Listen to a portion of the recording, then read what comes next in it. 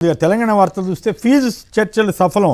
Fee రీయింబర్స్మెంట్కి సంబంధించినటువంటి బకాయిల్లో 600 కోట్లు వెంటనే వీలైన త్వరగా చెల్లించడానికి అంగీకరించిన తెలంగాణ ప్రభుత్వం. మరి ఏపీలో కూడా ఈ సమస్య ఉన్నట్లుంది. మరి అది అక్కడ ఏం జరుగుతుందో చూడాలి.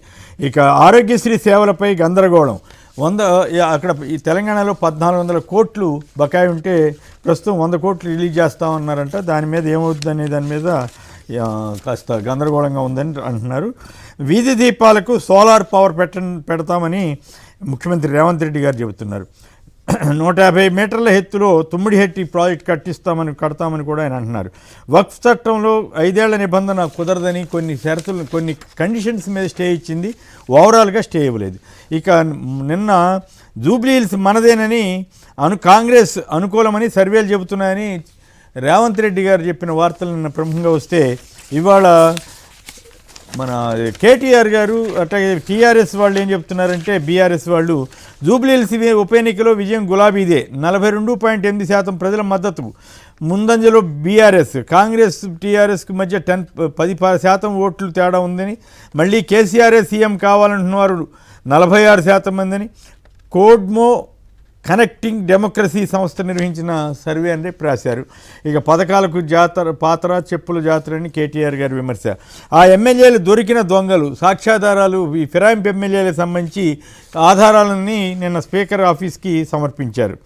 108 అంబులెన్స్లో భారీ స్కామ్ జరుగుతోందని కూడా బీఆర్ఎస్ ఆరోపిస్తోంది. బండి సంజయ్పై కేటీఆర్ 10 కోట్లకు పరువు నష్టం దావా వేశారు.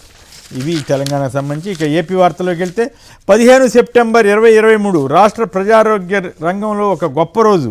ముఖ్యమంత్రిగా పరిపాలన కాలంలో నాకు అత్యంత సంతృప్తినిచ్చిన రోజు. 1923 నుంచి 2019 వరకు ఉన్న ప్రభుత్వ మెడికల్ కాలేజీలు 12, మా హయాంలో ఒకేసారి ప్రభుత్వ రంగంలో 17 మెడికల్ కాలేజీల ఏర్పాటు సంకల్పించాం అంటూ జగన్ గారు నిన్న ట్వీట్ చేశారు. ఇక చూడండి, ఈనాడు వాళ్ళు ఆ రోజు రాసింది, ఇప్పుడేం రాస్తున్నారు.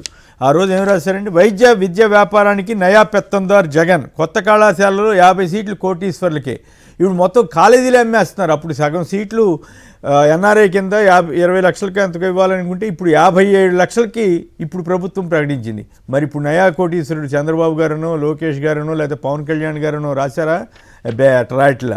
ఇప్పుడు కూడా మెడికల్ కాలేజ్ మీద విషప్రచారం అని ఈనాడో లేకపోతే ఇంకో పేపరో ఇష్టం వచ్చినట్టు రాస్తున్నారు. ఇది వాళ్ళ డబుల్ స్టాండర్డ్స్కి, వాళ్ళ అబద్ధాల రాతలకి ఇది ఒక ఇట్లాంటివి చాలా ఉన్నాయి. ఇది ఒక నిదర్శనం. ఇది సోషల్ మీడియాలో గుర్తు చేస్తూ ఇచ్చారు.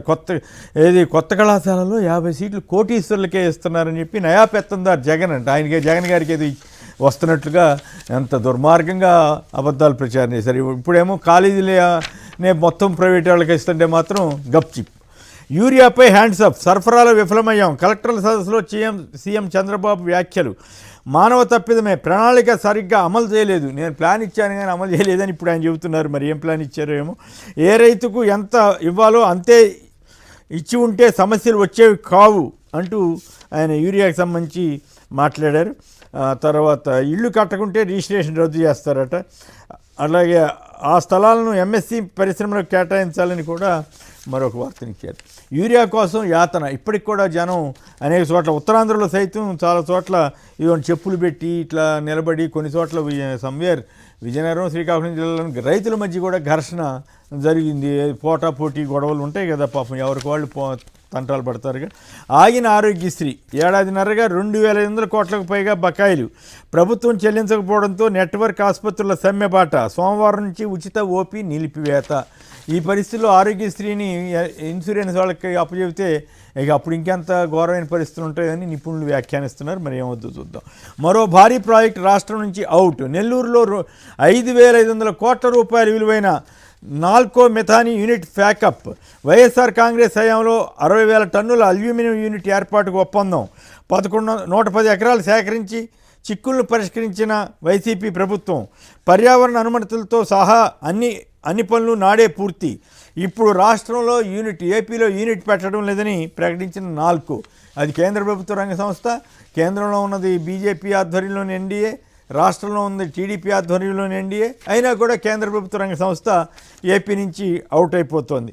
చంద్రబాబు దెబ్బకి పారిపోతున్న కేంద్ర పిఎస్సీలంటూ ఈ సాక్షి వార్త ఇచ్చింది. గత టీడీపీ హయాంలోనే చిత్తూరు జిల్లా మన్నవరంలో ఎన్టీపీసీ బిహెచ్ఎల్ యూనిట్ కూడా రాకుండా వెళ్ళిపోయింది రాష్ట్రం నుంచి. ప్రైవేటు మోజులో విశాఖ ఉక్కును ప్రైవేటు పరం చేస్తున్న కూటమి సర్కారు మరోవైపు ఏమో దాన్ని ఆపుతున్నారు. ఇక యూరియా వాడకం తగ్గిస్తే బస్తాకి 800 ఇస్తానని ఇప్పుడు తాజాగా ఇప్పుడు యూరియా కావాలి, పంటలు దెబ్బతింటున్నాయంటే మీరు వాడమాకండి 800 ఇస్తానంటున్నారు. 800 డబ్బుతోటి ఈ పంట పండుతుందా? మరి అటువంటి ఏమంటే ఎలాగ ముందుగా చెప్పాలి తప్ప సీజన్కి ముందు. క్షేత్రస్థాయిలోకి వెళ్ళండి, ప్రజలతో కలవండి, కార్యాలయాలకే పరిమితమైతే వాస్తవాలు తెలియవు, చీటీ మాటికి మార్చను, బాగా పనిచేస్తే ప్రోత్సహిస్తా, కలెక్టర్ల సదస్సులో సీఎం చంద్రబాబు గారి వ్యాఖ్య. యూరియా వాడకం తగ్గిస్తే 800 ఇస్తాం.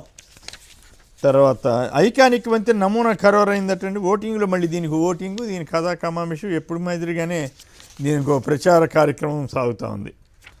2500 కోట్లు ఖర్చు పెడతారట. ఓకే, డిఎస్సిలో మహిళల మెగా ప్రతిభ అంట. వాళ్ళు మహిళలు ఎక్కువ మంది 49.5% మంది సెలెక్ట్ అయ్యారని మరో వార్తనిచ్చారు.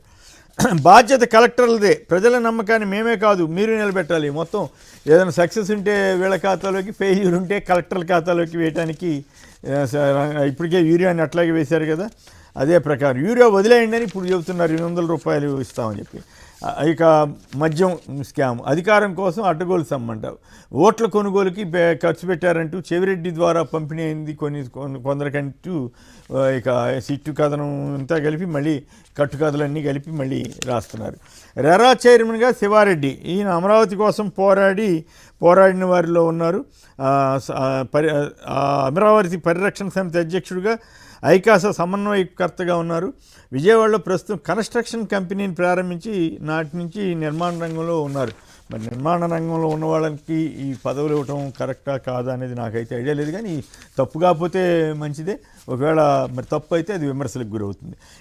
అట్లాగే సుబ్బరాయుడు విధేయతకి సత్కారం, పోయింది భక్తుల ప్రాణాలే కదా, తొక్కిసలాటకు బాధ్యుడికే మళ్ళీ తిరుపతి ఎస్పీగా ఛాన్స్ ఇచ్చారంటూ రెడ్ బుక్ కుట్ర కేసుల వేధింపుల్లో కీలక సూత్రధారైనటువంటి సుబ్బరాయుడు గారికి రెడ్ బుక్ పుణ్యమాన్ని సముచిత గౌరవం వచ్చిందని పత్రిక రాసింది.